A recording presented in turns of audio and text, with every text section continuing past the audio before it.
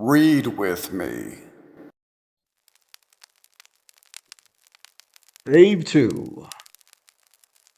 The first of the three spirits. When Scrooge awoke, it was so dark that looking out of bed, he could scarcely distinguish the transparent window from the opaque walls of his chamber.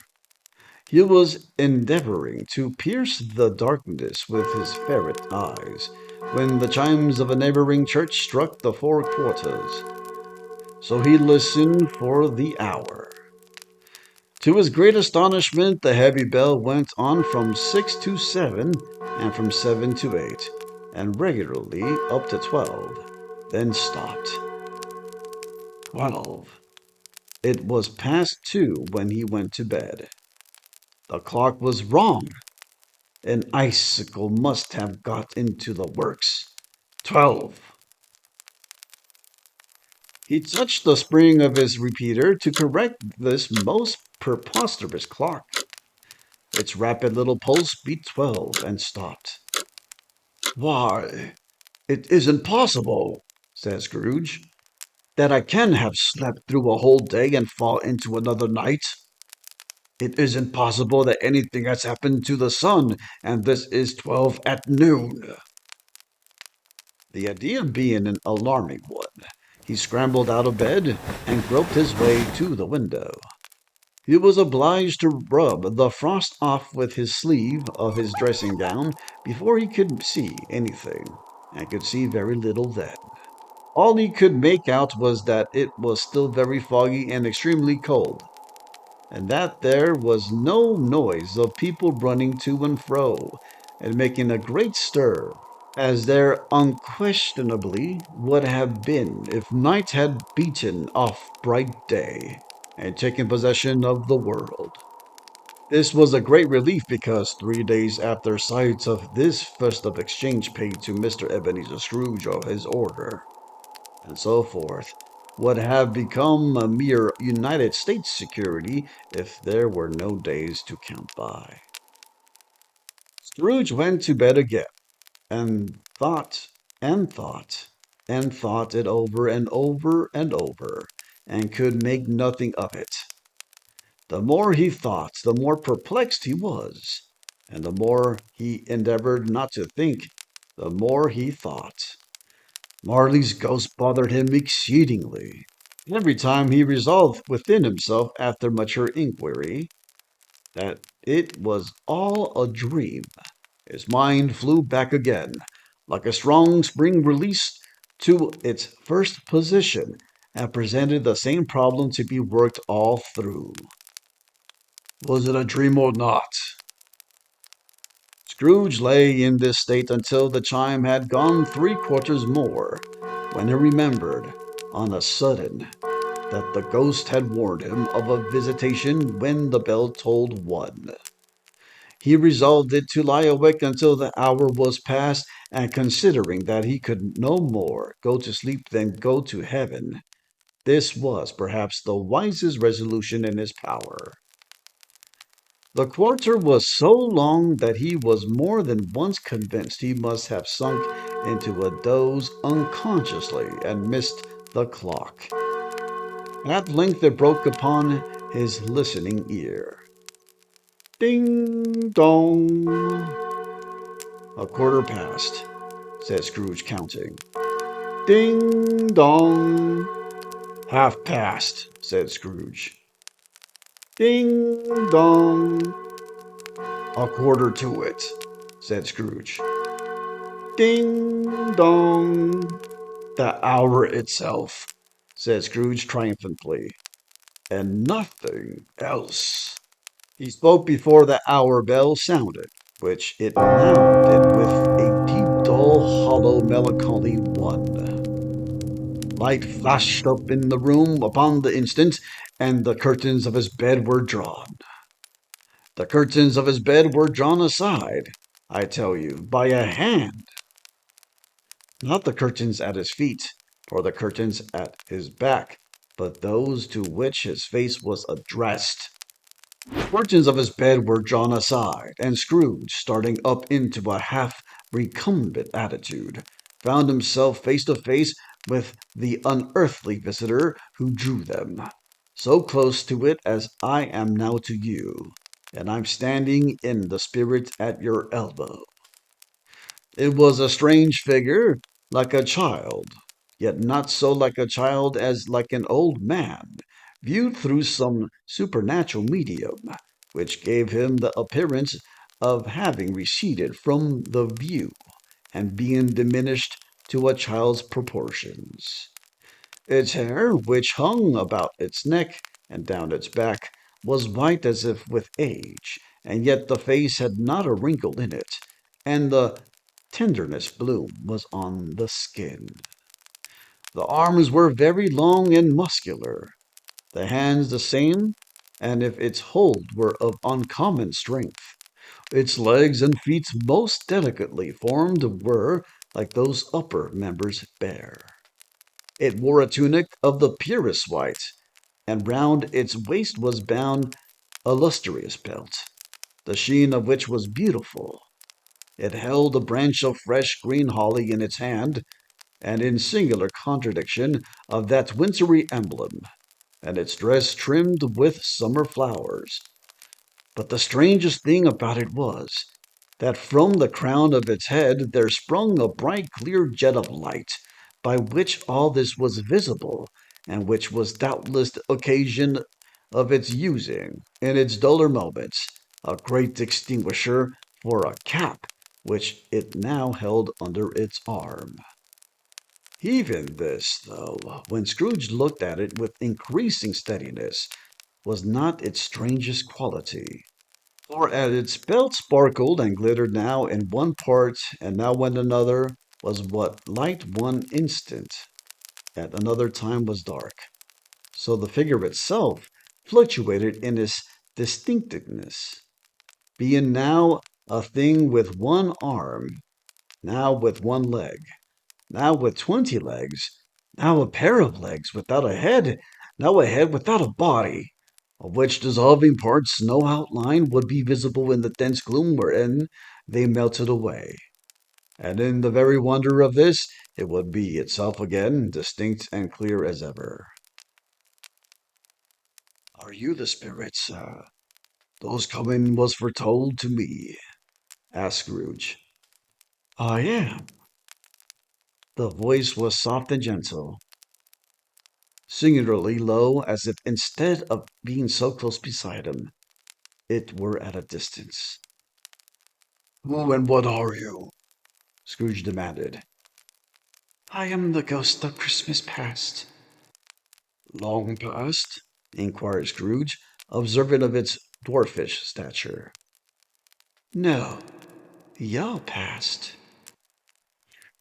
Perhaps Scrooge could not have told anybody why, if anybody could have asked him, but he had a special desire to see the spirits in his cap, and begged him to be covered. What? Exclaimed the ghost. Would you so soon put out with worldly hands the light I give? It is not enough that you are one of those whose passions made this cap, and forced me through whole trains of years to wear it low upon my brow. Scrooge reverently disclaimed all intention to offend or any knowledge of having wilfully bonneted the spirit at any period of his life. He then made bold to inquire what business brought him there. Your welfare, said the ghost. Scrooge expressed himself much obliged, but could not help thinking that a night of unbroken rest would have been more conducive to that end. The spirit must have heard him thinking, for it said immediately, Your reclination, then. Take heed. It put out its strong hand as it spoke, and clasped him gently by the arm. Rise, and walk with me. It would have been in vain for Scrooge to plead that the weather and the hour were not adapted to pedestrian purposes. That bed was warm, and the thermometer a long way below freezing, that he was clad but lightly in his slippers, dressing gown, and nightcap, and that he had a cold upon him at this time. The grasp, though gentle as a woman's hand, was not to be resisted. He rose, but finding that the spirit made towards the window, clasped his robe in supplication. I am mortal, Scrooge remonstrated, and liable to fall. Bear but a touch of my hand there, said the spirit, laying it upon his heart, and you shall be upheld in more than this. As the words were spoken, they passed through the wall and stood upon an open country road, with fields on either hand.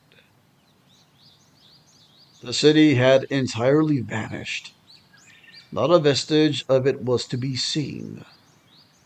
The darkness and the mist had vanished with it, for it was a clear, cold winter day, with snow upon the ground. Good heaven, said Scrooge, clasping his hands together as he looked about him.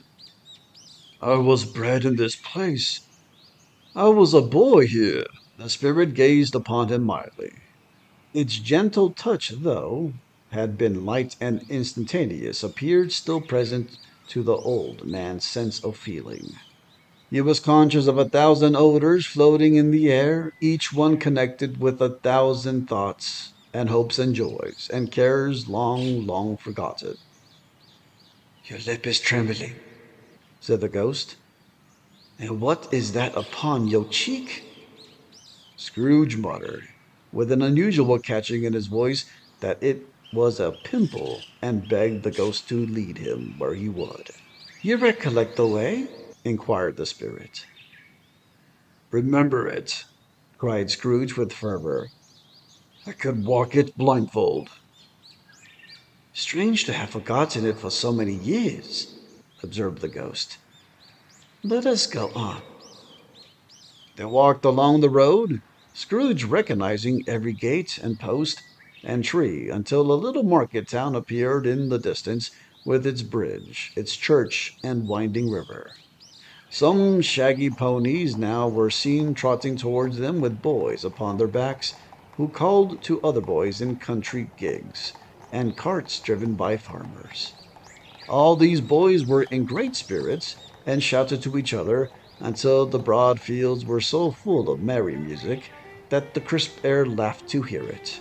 These are but shadows of the things that have been, said the ghost. They have no consciousness of us. The jocund travelers came on, and as they came, Scrooge knew and named them every one. Why has he rejoiced beyond all bounds to see them? Why did his cold eye glisten and his heart leap up as they went past? Why was he filled with gladness when he heard them give each other Merry Christmas as they parted at the crossroads and byways for their several homes? What was Merry Christmas to Scrooge?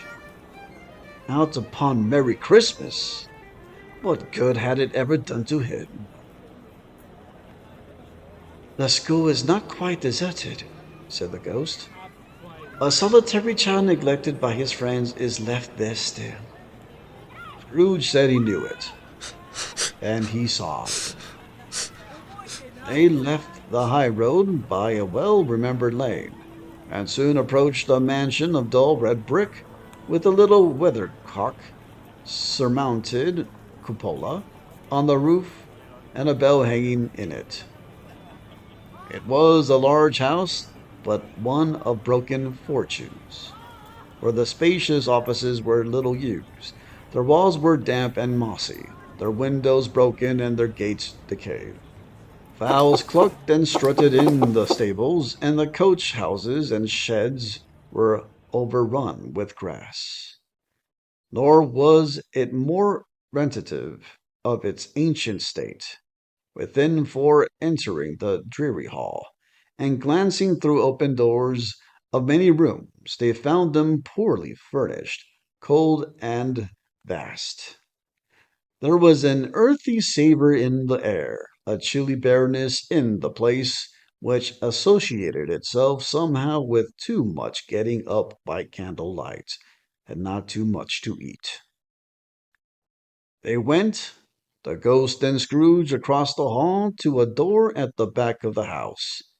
It opened before them and disclosed a long, bare, melancholy room made barer still by lines of plain deal forms and desks.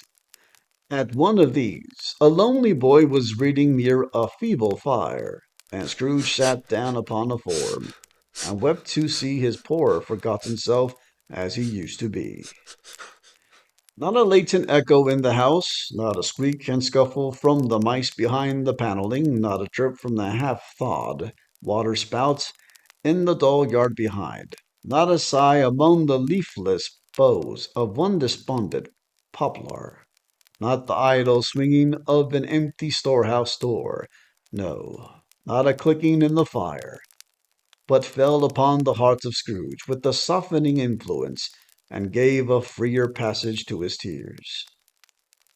The spirit touched him on the arm and pointed to his younger self, intent upon his reading. Suddenly, a man in foreign garments, wonderfully real and distinct to look at, stood outside the window with an axe stuck in his belt, and leading by the bridle an ass laden with wood. "Why, it's Ali Baba!" Scrooge exclaimed in ecstasy. "It's dear, old honest Ali Baba! Yes, yes, I know. One Christmas time, when yonder solitary child was left here all alone, he did come for the first time just like that. Poor boy! And Valentine," said Scrooge, "and this wild brother, Orson, there they go. And what's his name, who was put down in his drawers asleep, at the gates of Damascus?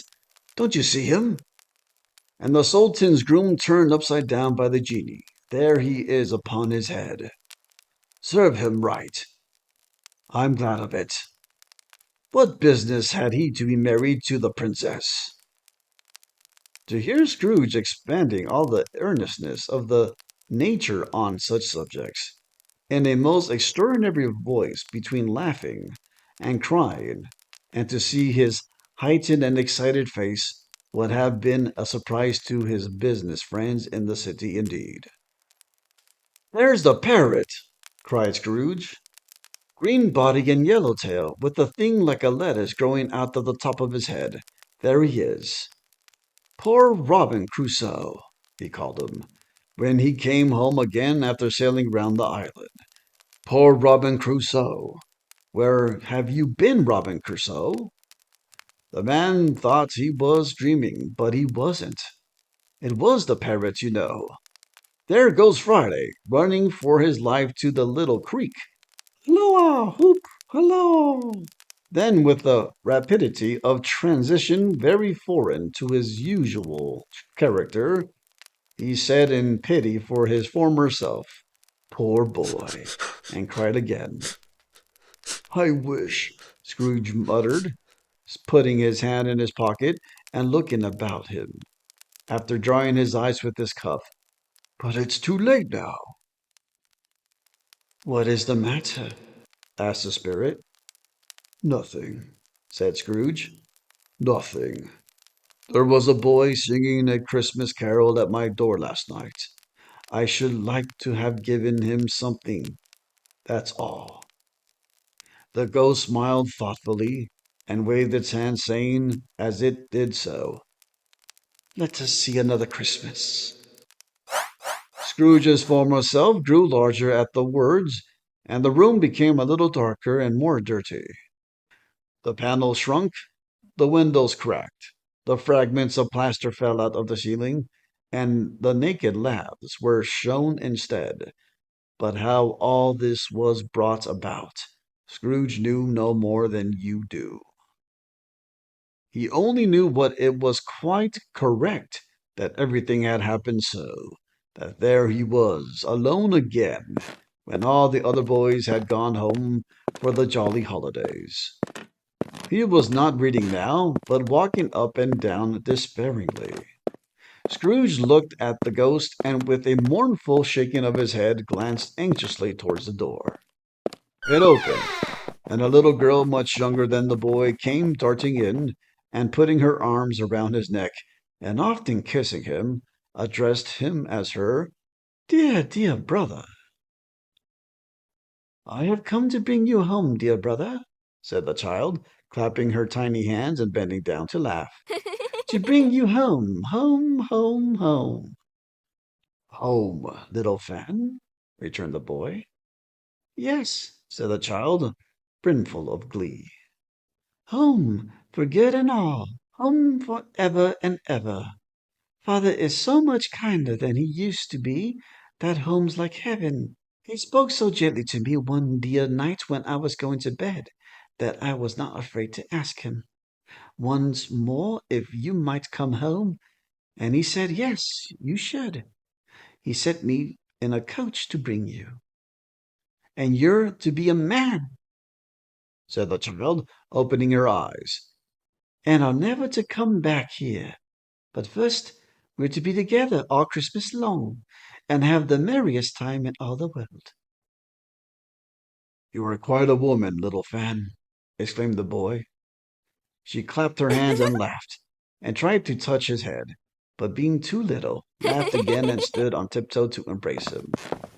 Then she began to drag him, in her childish eagerness, towards the door, and he, nothing loth to go, accompanied her. A terrible voice in the hall cried, Bring down Master Scrooge's box there. In the hall appeared the schoolmaster himself, who glared on Master Scrooge with a ferocious condescension and threw him into a dreadful state of mind by shaking hands with him. He then conveyed him and his sister into the veriest old well of a shivering best parlor that ever was seen, where the maps upon the wall and the celestial and terrestrial globes in the windows were waxy with cold.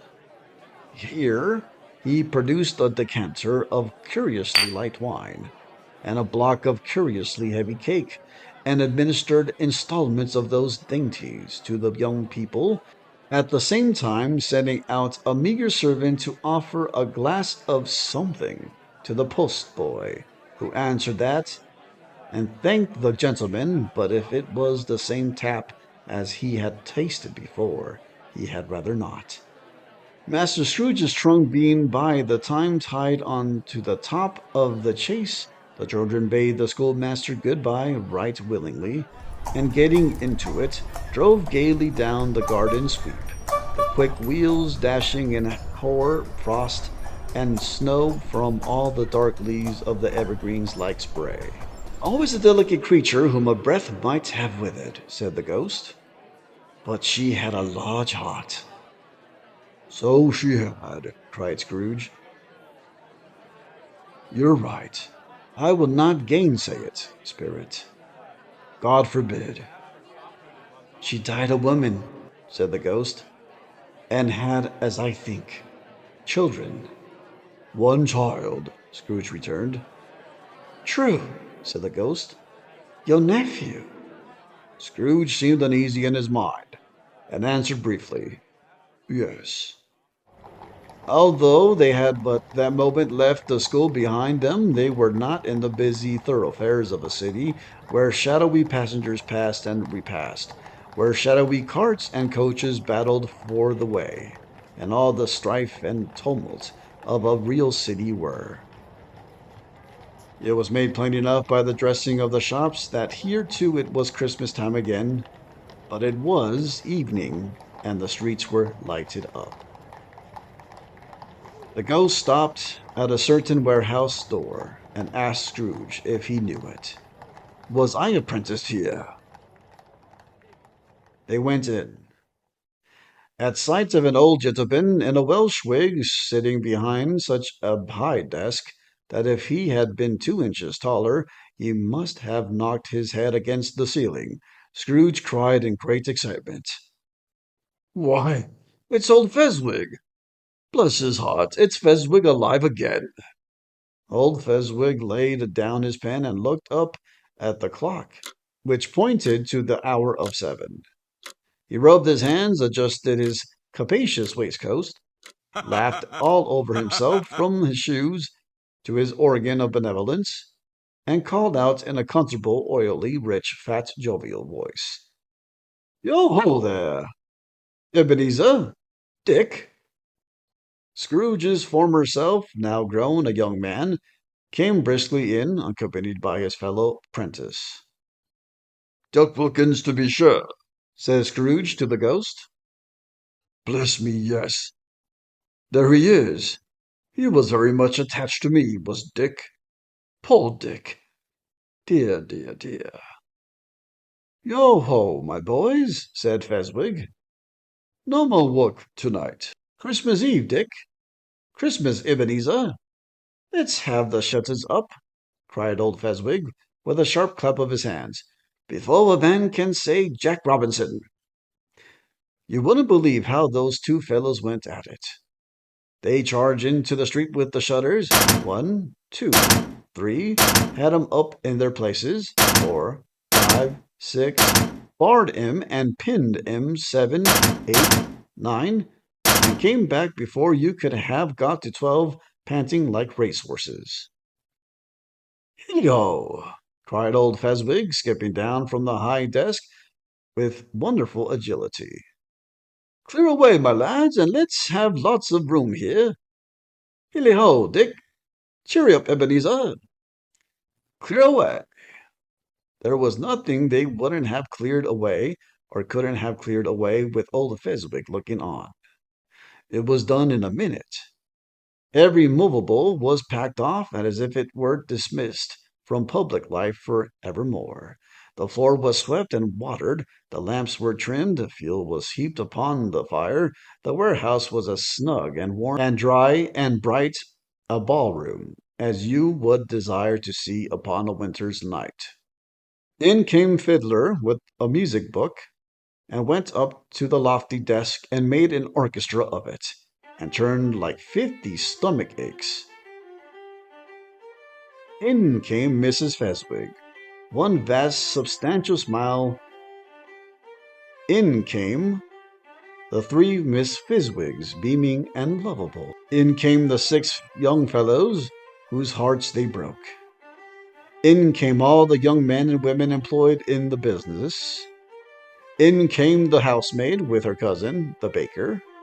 In came the cook with her brother's particular friend, the milkman. In came the boy from over the way, who was suspected of not having board enough from his master, trying to hide himself behind the girl from next door but one, who was proved to have had her ears pulled by her mistress. In they all came, one after another, some shyly, some boldly, some gracefully, some awkwardly, some pushing, some pulling, and they all came anyhow and everyhow.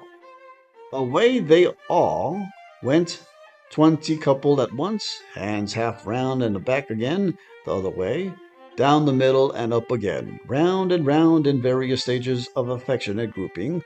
Old top couple, always turning up in the wrong place. New top couple, starting off again. As soon as they got there, all top couples at last, and not a bottom one to help them. When the result was brought about, old Fezziwig, clapping his hands to stop the dance, cried out, "Well done!" said the fiddler, plunged his hot face into a pot of porter, especially provided for that purpose. Let scorning rest upon his reappearance, he instantly began again, though there were no dancers yet, as if the other fiddler had been carried home, exhausted, on a shutter, and he were a brand new man resolved to beat him out of sight or perish. There were more dances, and there were forfeits, and more dances, and there was cake, and there was negus, and there was a great piece of cold roast, and there was a great piece of cold boiled, and there were mince pies, and plenty of beer. But the great effect of the evening came after the roast and boiled, when the fiddler, an artful dog mind, the sort of man who knew his business better than you or I could have told it him, struck up Sir Roger de Coverley. Then old Fezziwig stood out to dance with Mrs. Fezziwig, top couple too, with a good stiff piece of work cut out from them, 3 or 4 a 20 pair of partners. people who were not to be trifled with, people who would dance and had no notion of walking. Like and subscribe.